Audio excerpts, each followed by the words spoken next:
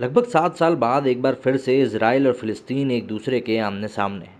लगातार हो रहे हवाई हमले, गोलीबारी के बीच एक बार फिर दोनों के बीच गृहयुद्ध जैसे हालात बन गए हैं। साल 2014 में दोनों के बीच युद्ध हुआ था, जो कि 50 दिन तक चला था। बीते शुक्रवार से एक बार फिर हमास इजराइल के बीच हजारों रॉकेट दागे जा चुके हैं। सवाल ये उठता है कि आखिर ये दोनों देश इस कदर एक दूसरे के खून के प्यासे क्यों हैं। इस सवाल का जवाब छिपा है 14 मई के इतिहास में। इसराइल इसे राष्ट्रीय अवकाश के रूप में मानता है। इसी दिन इसराइल के राष्ट्र की स्थापना हुई थी। फिलिस्तीन के लिए ये एक त्रासदी का दिन है। सही मायनों में 15 मई को वो त्रासदी दिवस मनाता है, जब उसकी ज़मीन पर उससे छीनी गई थी। बस यहीं से शुरू हुआ हिंसक संघर्ष, जो एक युद्ध की शक्ल ले रहा है। वास्तव में इसराइल फिलिस्तीन के बीच संघर्ष की वजह यरूशलेम में अलग सा मस्जिद मानी जाती है। इससे जुड़ा एक 35 एकड़ का प्लॉट है, जो संघर्ष के मूल में है। दोनों देशों के बीच 2017 के बाद का ये सबसे बड़ा हिंसक संघर्ष है, जो अभी हम लोग देख रहे हैं। दरअसल मुस्लिम समुदाय अल-अक्सा मस्जिद को मक्का मदीना के बाद तीसरा सबसे पवित्र स्थल मानता है। शहर के पुराने हिस्से में एक पहाड़ी के ऊपर फैले इस आयताकार प्लेटफॉर्म को यहूदी पुकारते हैं। शहर के पुराने हिस्से में एक पहाड़ी के ऊपर फैले इस आयताकार प्लेटफॉर्म को यहूदी पुकारते हैं हरहबाइत। ये हिब्रू भाषा का शब्द है। इस नाम का प्रचलित अंग्रेजी संस्करण है टेम्पल माउंट। मुसलमान इसे हरम अल शरीफ के नाम से भी बुलाते हैं।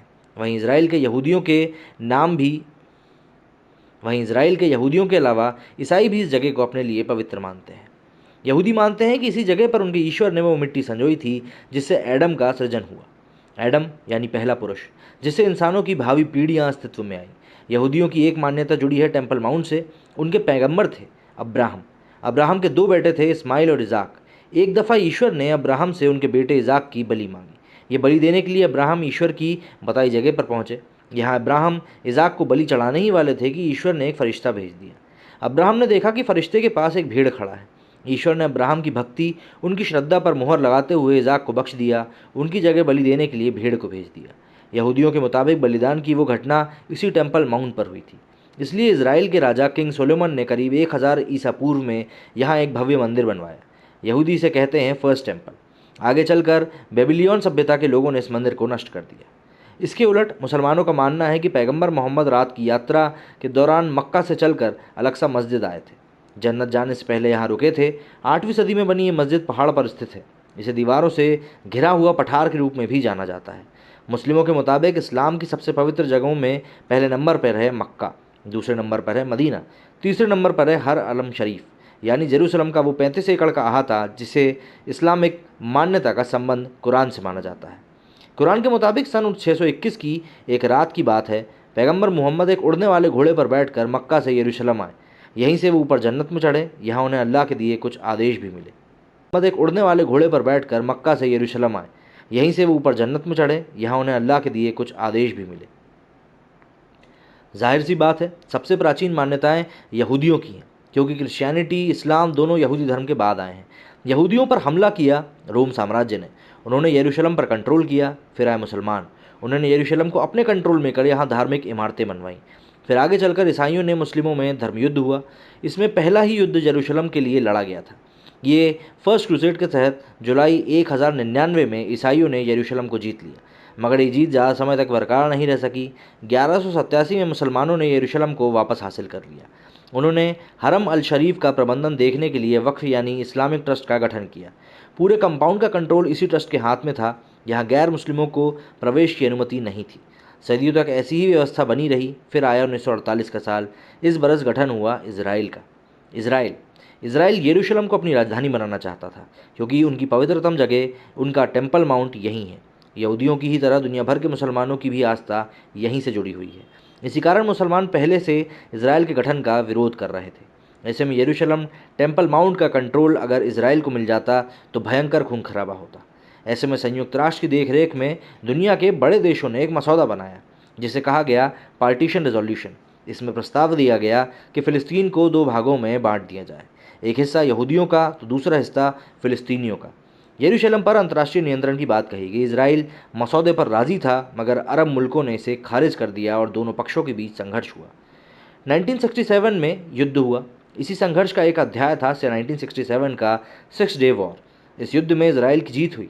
इसके साथ ही टेम्पल माउंट के कंट्रोल में भी एक बड़ा बदलाव हुआ। 1967 में अरब देशों ने मिलकर इसराइल पर हमला किया, लेकिन इस बार इसराइल ने महज 6 दिन में ही उन्हें हरा दिया और उनके कब्जे वाले वेस्ट बैंक, गाज़ा, पूर्वी यरूशलेम पर कब्जा कर लिया। तब से लेकर आज तक इसराइल का इन इलाकों पर कब्जा है, यहाँ तक कि यरूशलेम को भी वो अपनी राजधानी बताता है। हालांकि गाज़ा के कुछ हिस्से को उसने फ़िलिस्तीनियों को वापस लौटा दिया है। वर्तमान में ज़्यादातर फ़िलिस्तीनी गाज़ा पट्टी, वेस्ट बैंक में रहते हैं। उनके इजरायली सैन्य बलों के बीच संघर्ष होता रहता है। इसराइली इसी घटना के बाद से यरूशलेम दिवस मनाने लगे। सोमवार को इस घटना की वर्षगांठ के मौके पर यहूदी राष्ट्रवादी एक मार्च निकालने वाले थे। इसी बीच हिंसा भड़क उठी। इसराइल ने बाद में एकीकृत यरूशलेम को अपनी नई राजधानी बनाने का ऐलान किया। हालांकि अंतर्राष्ट्रीय स्तर पर इसे मान्यता नहीं मिली। ऐसे में नई व्यवस्था के तहत जॉर्डन का इस्लामिक ट्रस्ट वक्फ अक्सा मस्जिद the Dome of the Rock की प्रशासनिक जिम्मेदारी संभालता रहा। 1994 में जॉर्डन के साथ समझौते के बाद इसराइल को यहाँ विशेष भूमिका दी गई। उसके बाद से इजरायली सुरक्षा बल यहाँ लगातार मौजूद रहते हैं। वक्फ के साथ मिलकर इलाके का प्रशासन संभालते हैं। यथास्थितियाँ वाले समझौते के तहत यहूदियाँ, ईसाइयों को यहाँ जाने की इजाज़त है, लेकिन मुसलमान यहाँ मैदान पर नमाज से मना किया जाता है।